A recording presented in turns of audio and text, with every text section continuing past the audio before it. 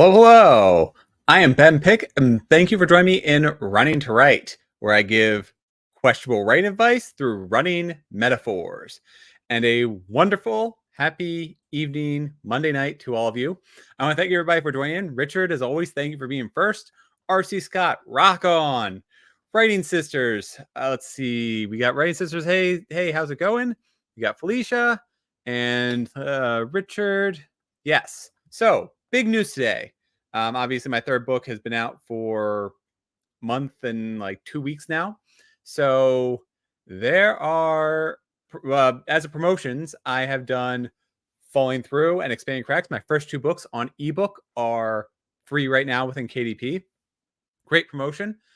And yeah, so if you've ever wanted to find out what all the fuss is about my Into the Void series, you can pick up the first book and second book for free right now.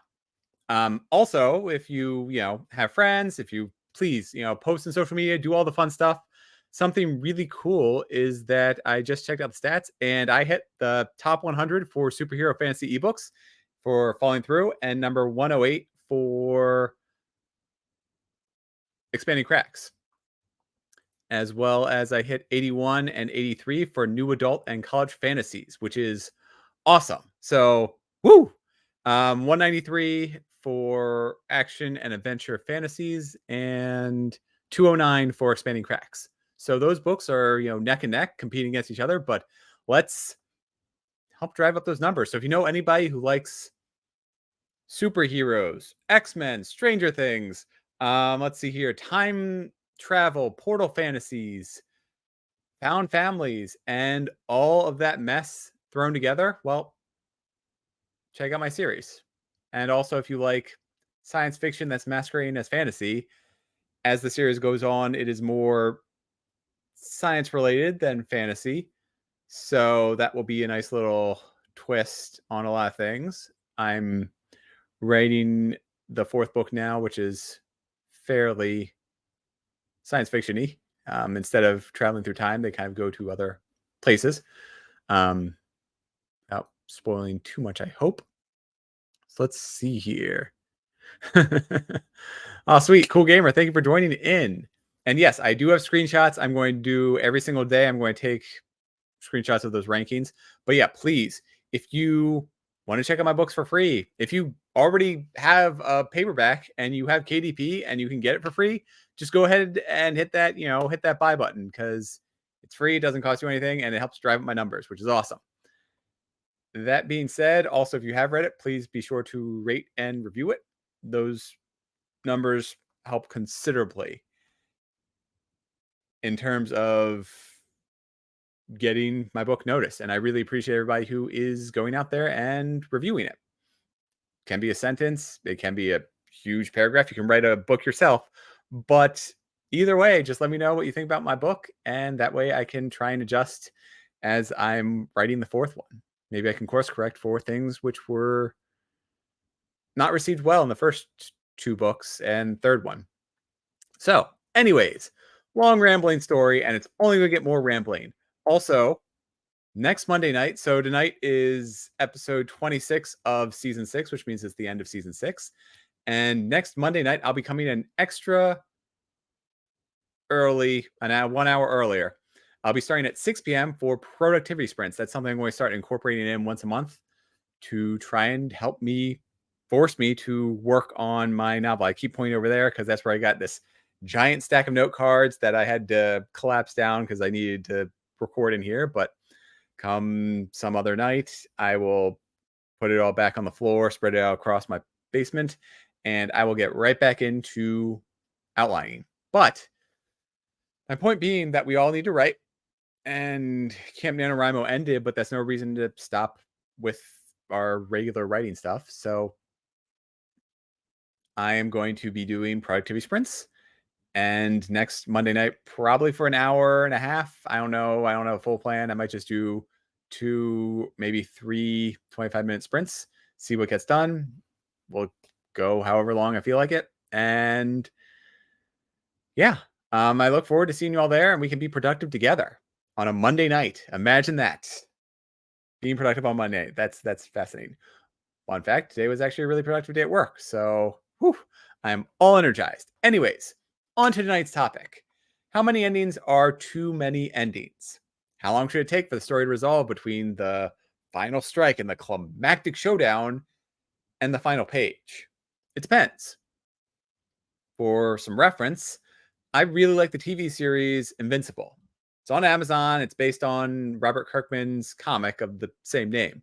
Essentially, the series is based around the question of what if Superman were evil and had a half human son? We're left with an all powerful alien who was sent to Earth to subjugate all of us for their intergalactic empire. Except that the half human son rebels against his father as he becomes a superhero in his own right. There's lots of drama that ensues. Lots of memes out there too. The second season recently ended and was enjoyable, but also something felt off for me. The second season's finale kept ending with each additional scene. There was a natural conclusion to the themes and conflicts raised across the season.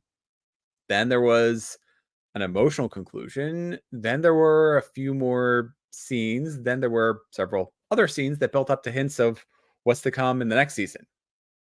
Given season 3 is likely 2, maybe 3 years away, I'm going to forget everything shown here. And in fact, I did forget everything from season 1 into season 2. But either way, long story short, I was overwhelmed by what should have otherwise been a tight and well-run episode. There were emotional payoffs, which could have taken place in the previous episode so they wouldn't bog down this one as they had to deal with side characters, among other things.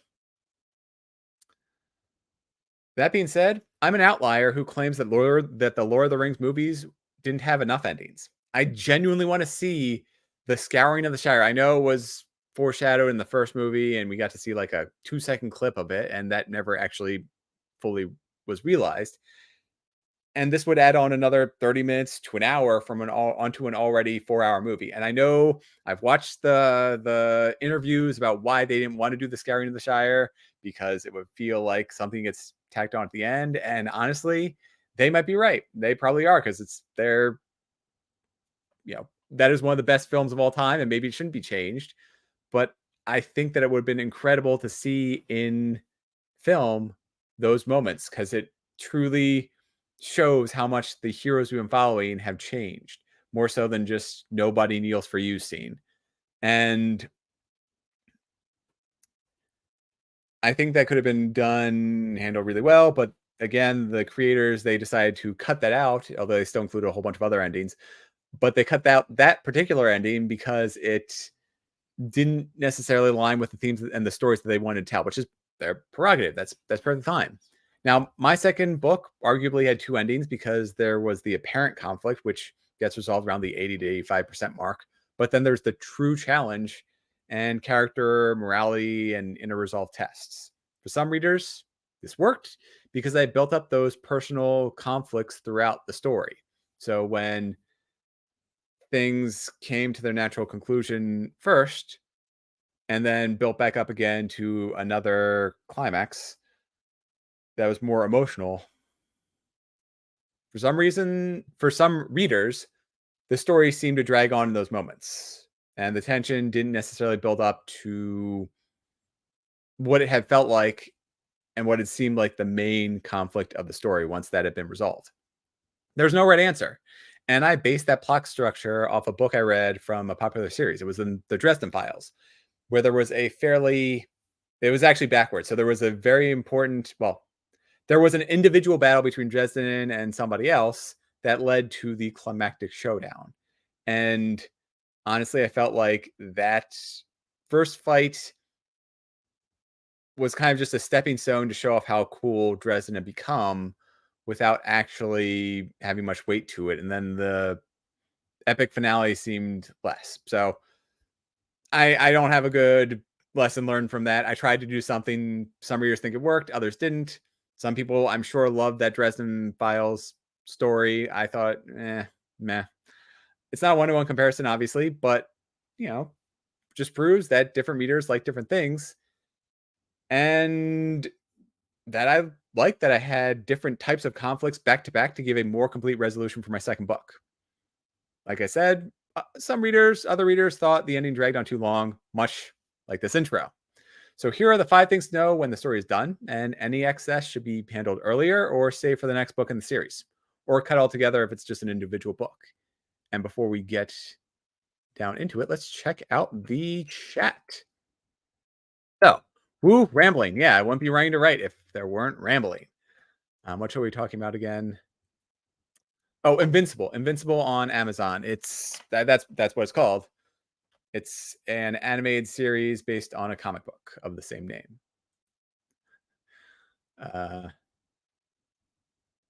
Yeah, I hear your arguments. I disagree with them. I am thrilled with however many endings we got because it was cool to see the hobbits respected by all the men of Middle Earth, men and women of Middle Earth, and then they go back home and they get to relax, but home isn't the same anymore. And then finally they get to a couple of them to sail off to the Western shores. But oh yeah, of course, Rufus is terrible because it's an afternoon and he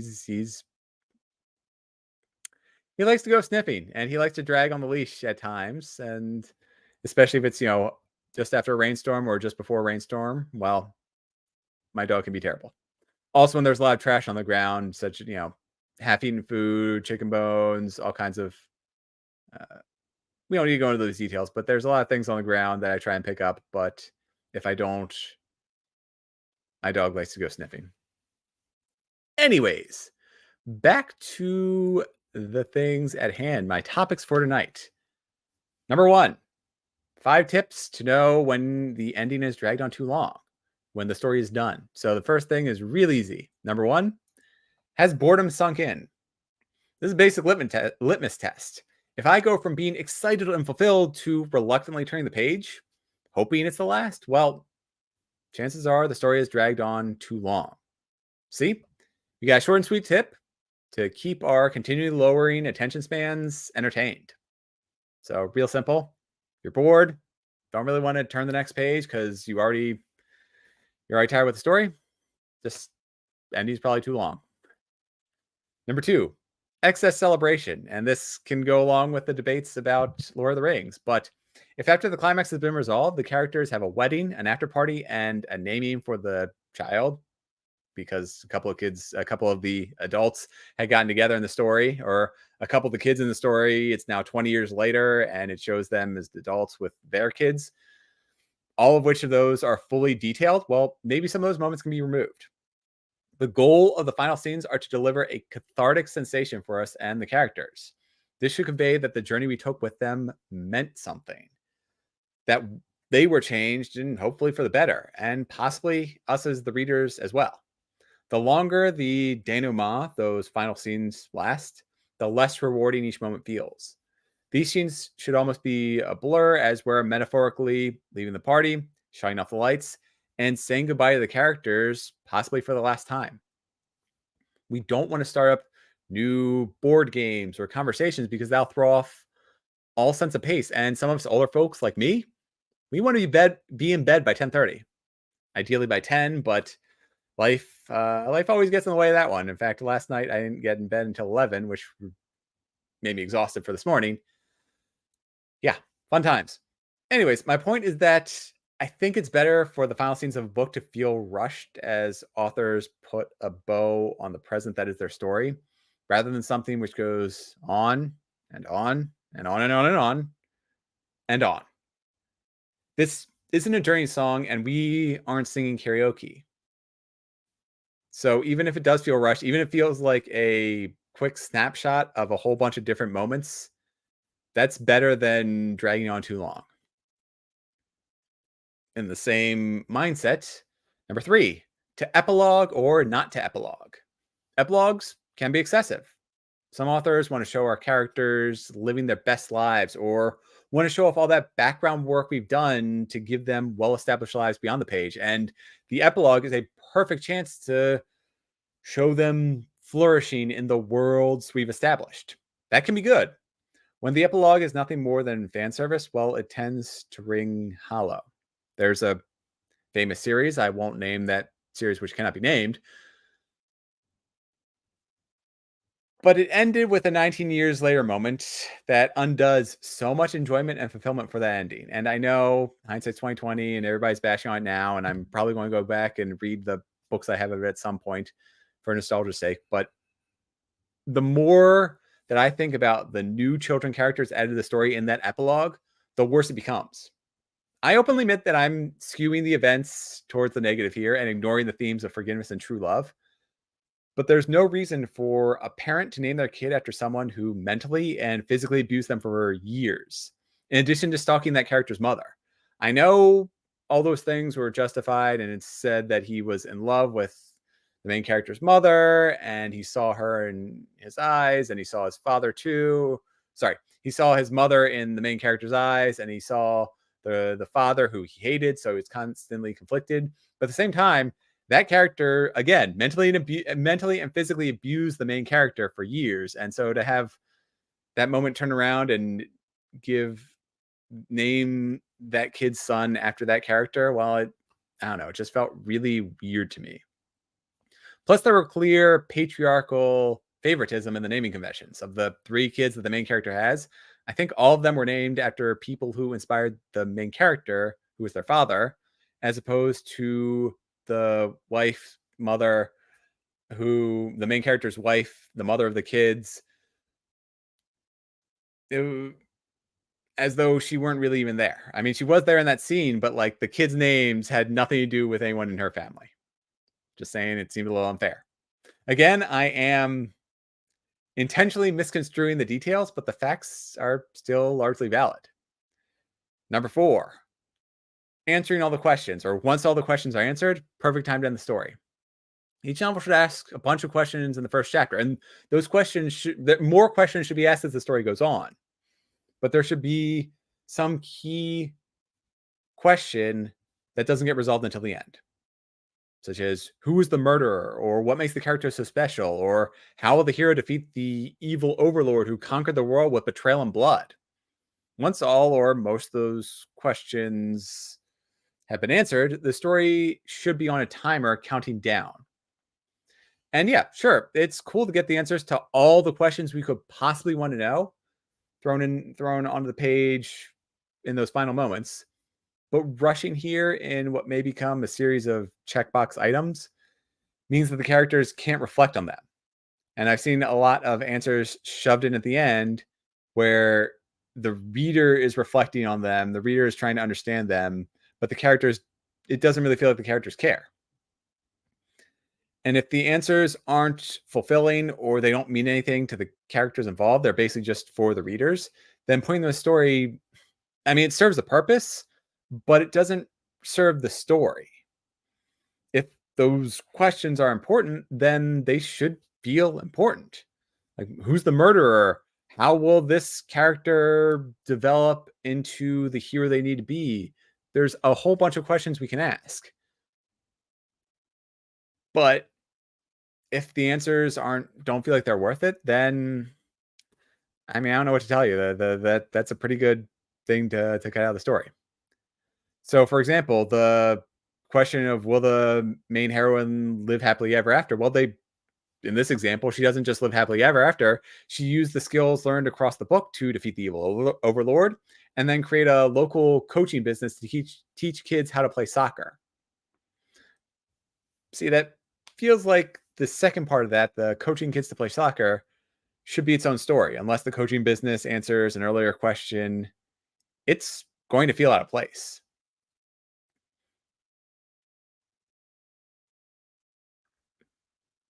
Let's go into I'll give a example of falling through where the first question, the main characters are high school seniors, their friend group feels like it's slowly starting to break apart, and so with everybody going off to college, different colleges at the end of high school, and the main character sort of sees what's going on, and he tries to keep everyone together, keep everyone as friends. And so it's one of the questions could be, will he be able to achieve that? Or how far will he go to achieve that? There's all kinds of variations of that. And one of the ways he does it is to reveal to his best friend that he has these abilities, these superpowers. And of course, that goes terribly wrong. And because again, they're basically functionally kids.